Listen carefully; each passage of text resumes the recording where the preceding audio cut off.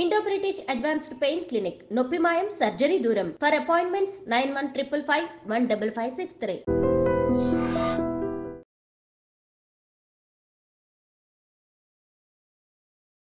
Welcome to iDream media. So vitamin B12 deficiency, ఈ deficiency అనేది ఈ మధ్యకాలంలో మనం చాలా మందిలో చూస్తూ ఉన్నాం. లక్షణాలు ఏముంటాయి, ఇక సో దీనికి ట్రీట్మెంట్ ఏముంది, రాకుండా జాగ్రత్తలు ఏం తీసుకోవాలి, పూర్తి వివరాలు తెలుసుకుందాం. మనతో పాటు ఉన్నారు ప్రముఖ internal medicine specialist doctor Rajesh Ukkala గారు. డాక్టర్ గారు నమస్తే అండి. నమస్తే డాక్టర్ గారు, ఈ మధ్యకాలంలో నేను ఎక్కడో విన్నాను ఏంటంటే B12 డెఫిషియన్సీ వస్తే లక్షణాలు డయాబెటీస్ లక్షణాలు సేమ్ ఉంటాయని. సో అసలు B12 డెఫిషియన్సీ అనేది ఎందుకు వస్తుంది, లక్షణాలు అంటే ఏంటి? సో బేసిక్లీ మీ ఫస్ట్ క్వశ్చన్లో డయాబెటీస్కి అండ్ B12కి కనెక్షన్ చెప్పారు. ఎస్, డయాబెటీస్కి B12కి కనెక్షన్ ఉంది. ఈ కనెక్షన్ కూడా రెండు విధాలా చెప్పాలి. ఒకటి, డైరెక్ట్గా B12 డెఫిషియన్సీ వల్ల నరాల బలహీనత అనేది వస్తుంది. So that is the presentation, major presentation mode అది. అలాగే డయాబెటీస్ మూలాన నరాల బలహీనత కూడా వస్తుంది. అందుకోసం అది కామన్ ఫ్యాక్టర్ లాగా కనిపిస్తుంది. డయాబెటీస్లో వాడే మందు మెట్ఫార్మిన్. ఈ metformin is the first line of choice for diabetic population. Diabetes early detection ఉన్నప్పుడు ఈ మెట్ఫార్మిన్ వాడతాం కాబట్టి మెట్ఫార్మిన్ వల్ల B12 డెఫిషియన్సీ వచ్చేదానికి ఆస్కారం. అక్కడ కూడా సింక్రనీ డయాబెటీస్కి అండ్ B12కి. అలాగే నేను ఇదివరకు చెప్పినట్టు డయాబెటీస్కి థైరాయిడ్కి కనెక్షన్ ఉంది. థైరాయిడ్ మూలాన కూడా మన B12 డెఫిషియన్సీ వచ్చేదానికి ఆస్కారం ఉంది. సో ఇన్ని విధాల ఈ డిజీజ్ అనేది ఆర్ డెఫిషియన్సీ అనేది సిమిలర్ ప్రెజెంటేషన్స్లో మనకి కనబడుతూ ఉంటుంది. సో ఏం లక్షణం కనిపిస్తే ఒకసారి టెస్ట్కి వెళ్ళాలి డాక్టర్ గారు? సో లక్షణాల కన్నా ముందు ఒకవేళ అంటే హైయెస్ట్ ప్రెజెంటేషన్స్ డయాబెటీస్ రూపంలో ఉంది కాబట్టి ఒకవేళ నేను చెప్పిన risk factors thyroid, diabetes, metformin ఇలాంటివి వాడుతున్నప్పుడు చెక్ చేసుకోవడమే బెటర్. ఎందుకు అంటే అడిక్వేట్గా పోషకాహారాలు రావడం అనేది అసలు జనరల్గా ఎక్కడా కనపట్లేదు. సో దాని కారణంగా చాలా ఎక్కువ మందికి డెఫిషియన్సీ ఆఫ్ B12 వస్తుంది. సో ఎవరికైతే ఈ డిజీజ్ ప్రీ ఎగ్జిస్టింగ్ ఉన్నాయో అల్టిమేట్లీ చెక్ చేసుకోవడం ఇంపార్టెంట్. మీరు అడిగిన నెక్స్ట్ క్వశ్చన్, ఏం ఉంటే మనం సస్పెక్ట్ చేయాలి ఎక్కడ అంటే, ఫస్ట్ ఆఫ్ ఆల్ వెజిటేరియన్స్లో చాలా common B12 deficiency. Second thing ఏంటంటే నేను చెప్పినట్టు తిమ్మెర్లు రావడం, అంటే నరాల బలహీనత కనపడటం. తిమ్మెర్లు అంటే స్పర్శ, టింగ్లింగ్ అండ్ నమ్నెస్ అని ఇంగ్లీష్లో అంటాం.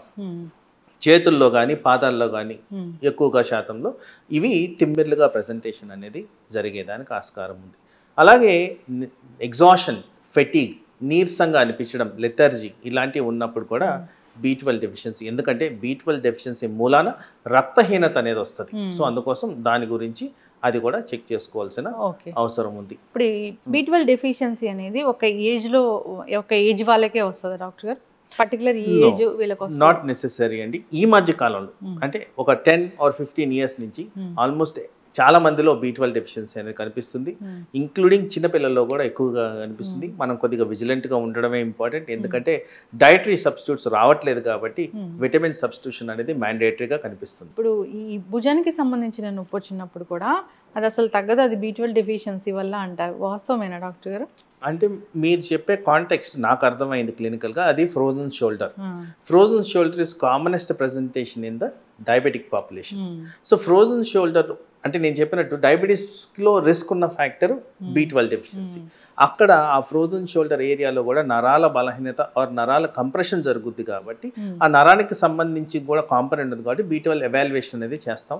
ఆ B12 డెఫిషియన్సీ ఉంటుంది కాబట్టి దాన్ని కూడా కరెక్ట్ చేయాల్సిన పరిస్థితులు ఏర్పడతాయి. ఓకే, ఇప్పుడు B12 డెఫిషియన్సీ వచ్చింది డాక్టర్ గారు, అంటే దీనికి ఇంత లెవెల్ ఉంటే B12 ఉన్నట్లు అట్లా ఏమైనా ఉంటుందా level? So B12 normal range 200 నుంచి 900 వరకు. సో నేను ఎప్పుడు నా పేషెంట్స్కి చెప్తున్న విషయమే, సార్ 200 ఉంది కదా పర్లేదు కదా అంటారు. నేను అంటాను పాస్ మార్కులు కాదు కానీ కావాల్సింది మనకి డిస్టింక్షన్ కావాలి. అందుకోసం అది మెయింటెనెన్స్ అరౌండ్ 500 మెయింటైన్ చేయండి, మీన్ యావరేజ్గా పనికి వస్తుంది అని చెప్తాను. So always aim for something on the higher side, అప్పుడే మనకి బెటర్.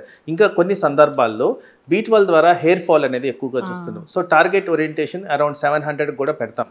సో అవసరాన్ని బట్టి దాన్ని పెంచుకుంటూ వస్తాం. బట్ నార్మల్ రేంజ్ అనేది 200 నుంచి 900 వరకు మనం మెయింటైన్ చేయడం జరుగుతుంది. ఇప్పుడు B కాంప్లెక్స్ టాబ్లెట్స్ అనేది దొరుకుతూ ఉంటాయి బయట, సప్లిమెంట్స్ లాగా, అవి తీసుకుంటే ఈ B12 డెఫిషియన్సీ అనేది తగ్గిపోతుందా? అగైన్ చాలా ఇంపార్టెంట్ క్వశ్చన్ మీరు అడిగింది ఇది. ఈ B కాంప్లెక్స్ టాబ్లెట్ అనేది ఎన్ మాస్ పనిచేస్తుంది. అంటే అన్ని విధాల B కాంప్లెక్సెస్ ఉన్న టాబ్లెట్. కానీ నాకు టార్గెటెడ్ థెరపీ అనేది ఇంపార్టెంట్. ఎందుకంటే ఈ B12కి ఇప్పుడు చాలా ప్రాధాన్యత ఉంది. ఎందుకంటే ఈ మెడికల్ ఫీల్డ్లో ఎక్కువ శాతం దీనికి సంబంధించి ఎక్కువగా చూస్తున్నాం. సో ఆ బి కాంప్లెక్స్ ట్యాబ్లెట్లు మేబీ ఒక 100 ఇంటర్నేషనల్ యూనిట్స్ ఆఫ్ B12 ఉంటే నాకు సబ్స్టిట్యూషన్కి కావాల్సింది అరౌండ్ 1000 నుంచి 2000 ఇంటర్నేషనల్ యూనిట్స్ కావాలి. సో అలాంటివి targeted therapy concentrated B12 tablets ఇస్తేనే తగ్గుద్ది. కానీ ఈ బి కాంప్లెక్స్ వల్ల మనకి ఈ B12 లోట్లు అనేవి తగ్గవు. అయితే ఈ B12 డెఫిషియన్సీ వచ్చిన వాళ్ళకి వీక్లీ వన్స్ ఒక ఇంజెక్షన్ చెప్తారా డాక్టర్ గారు? అది చాలా సివియర్గా ఉన్నప్పుడు. సో అగైన్ ఇక్కడ రెలవెన్స్ ఎలా ఉంటుందంటే ఇంజెక్షన్ ఇచ్చేది ఎందుకు అంటే పేషెంట్ సిమ్టమ్స్ ఎలా ఉన్నాయి. మీరు అన్నారు చూడండి, ఏ లక్షణాలు ఉంటే మనం సస్పెక్ట్ చేయాలని. ఏ లక్షణాలు లేకుండా కూడా B12 డెఫిషియన్సీ మేము చూస్తూ ఉంటాం. లక్షణాలు ఉన్న వాళ్ళకి ఎటువంటి లక్షణాలు ఉన్నాయి, దీనివల్ల వాళ్ళు ఎంత సఫర్ అవుతున్నారు అనేది బట్టి ఇంజెక్షన్ అనేది ఇవ్వడం జరుగుతుంది. గ్రాస్గా డెఫిషియన్సీ ఉన్నప్పుడు డెఫినెటివ్గా ఇంక్లూడింగ్ 300-400 ఉన్నా కానీ ఇంజెక్షన్స్ ఇవ్వడం అనేది జరుగుతుంది. ఎందుకంటే దాని మూలాన వాళ్ళకి బెనిఫిషియల్ ఎఫెక్ట్స్ ఉంటాయి కాబట్టి, ఈ సిమ్టమ్స్ త్వరగా రికవర్ అవుతాయి కాబట్టి. అదర్వైజ్ టాబ్లెట్ సబ్స్టిట్యూషన్ కూడా సరిపోతుంది. ఇప్పుడు వన్స్ B12 ఇంజెక్షన్స్ కానీ మీరు టాబ్లెట్స్ కానీ ఇచ్చారు, ఓకే సఫిషియెంట్ B12 వచ్చింది, అది మళ్ళీ తగ్గిపోకుండా ఉండాలంటే? అగైన్ ఇది చాలా ప్రాక్టికల్ క్వశ్చన్. సో ఈ విటమిన్ B12 అనేది వాటర్ సాల్యుబుల్ విటమిన్. సో ఈజీగా బాడీలోంచి వెళ్ళిపోద్ది, పెద్ద స్టోరేజ్ ఉండదు. సో అందుకోసం దానికి కంటిన్యూస్గా సబ్స్టిట్యూషన్ అనేది జరగాలి. సో కామన్గా చూస్తే న్యాచురల్ పద్ధతిలో ఫుడ్లోంచి రావాల్సిన అవసరం ఉంది. మరి ఫుడ్లోంచి వస్తే మనకి డెఫిషియన్సీ ఎందుకు వచ్చింది ఫస్ట్ ప్లేస్? సో ఆ ఫుడ్లో లేనందుకే డెఫిషియన్సీ వచ్చింది. Whatever reasons are. అందుకోసం ఆ మార్పులు చేయకుండా ఉండాలి అంటే డెఫినెట్గా సబ్స్టిట్యూషన్ అనేది లాంగ్ టర్మ్గా కంటిన్యూ చేయాలి. ఓవర్గా కాకుండా కూడా మనం మానిటర్ చేసుకుంటూ ఉండాలి. సో B12 టాక్సిటీ అనేది కూడా జరిగేదానికి ఆస్కారం ఉంది కాబట్టి అది కాకుండా మధ్య మధ్యన అప్పుడప్పుడు ఒకసారి B12 చెక్ చేసుకొని ఆ interval of taking of medicine, dosage of medicine alter చేసుకుంటే టాక్సిటీ లెవెల్స్ పోకుండా కూడా మనం కాపాడుకోవాలి. పర్టికులర్గా ఈ ఫుడ్స్ తీసుకోండి B12 డెఫిషియన్సీ అనేది రాకుండా ఉంటుంది అని అంటే ఏమైనా ఉన్నాయా డాక్టర్ గారు? ఉన్నాయి, కానీ నేను చెప్పిన ఫస్ట్ పాయింట్ని కాంట్రడిక్ట్ చేస్తూ మాట్లాడాలి. ఎందుకంటే ఫుడ్లోంచి వచ్చి ఉంటే మనకు అసలు B12 డెఫిషియన్సీ రాదు. So in general so concentration of B12 అనేది ఫోర్టిఫైడ్ సీరియల్స్ అన్నిట్లో ఉంటుందండి. ఆల్ బెర్రీస్ ఏవైతే బెర్రీస్ అని ఉంటాయో, స్ట్రాబెర్రీ, మల్బెర్రీ, అట్లా రాస్బెర్రీ, వీటిలన్నిట్లో కూడా కాస్త B12 కాన్సన్ట్రేషన్ ఉండేదానికి ఆస్కారం ఉంది. అలాగే సీ వీడ్ ఆర్ సీ బెడ్లో ఉన్న ఏవైనా థింగ్స్కి వీటిలన్నిట్లో కూడా B12 కాన్సన్ట్రేషన్ ఉండేదానికి ఆస్కారం ఉంది. But in general dietary recommendations కన్నా న్యాచురల్ పద్ధతిలో B12 దొరకట్లేదు కాబట్టి substitution, supplementation is the best way out. ఖచ్చితంగా డాక్టర్ గారు చాలా చక్కగా చెప్పారండి. అయితే ఈ మధ్యకాలంలో మేము చాలా వింటున్నాం ఏంటంటే ఈ తౌడు ఉంటుంది, రైస్ నుంచి వచ్చే పొట్టు నుంచి వచ్చే తౌడు, అది తీసుకుంటే దాన్ని నానబెట్టి ఆ వాటర్ తీసుకుంటే ఆ వాటర్లోంచి కూడా B12 వస్తుంది అని. సో వాస్తవం ఎంతో తెలియదు, కానీ అసలు అలాంటివి ఏమైనా ఎవరైనా పాటిస్తుంటే ఓకే అని చెప్తారా డాక్టర్ గారు మీరు? న్యాచురల్ పద్ధతుల్లో ఏది చేసినా కానీ నాకు అబ్జెక్షన్ లేదు, కానీ ఓన్లీ థింగ్ అదే అది ఆ బాడీకి టాక్సిటీ రాకుండా కాపాడుకోవాలి. ఇప్పుడు మీరు తౌడ్ అన్నారు, దట్ ఈస్ ఫైన్. కొంత హెవీ మెటల్స్ వాడతారు, అవి ప్రాబ్లమ్స్ క్రియేట్ చేస్తున్నాయి, పర్టికులర్గా లివర్ అండ్ కిడ్నీ ఫెయిలియర్స్కి దారితీస్తున్నాయి. ఆబ్వియస్లీ డాక్టర్ గారు మీరు అన్నట్లు ఆ తౌడు ఏదైతే పొట్టులోంచి వస్తుందో ఆ లేయర్స్ అంతా ఇప్పుడు ఎవరు కూడా నార్మల్గా పంటలు పండిస్తున్నది మనం చూడలేదు. ఎంతో కొంత పెస్టిసైడ్స్ వేసి ఉంటారు, దానివల్ల కూడా ఈ ఇబ్బందులు వస్తూ ఉంటాయి.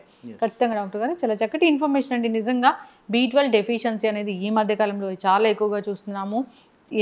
ఎవరితో మాట్లాడినా నాకు B12 డెఫిషియన్సీ వచ్చింది, వీక్లీ వన్స్ ఇంజెక్షన్ చేయించుకోమన్నారు, లేదంటే ఇక్కడ నుంచి ఇక్కడ వరకు నరాలు లాగుతూ ఉన్నాయి, ఇలా చెప్తూ ఉన్నారు డాక్టర్ గారు.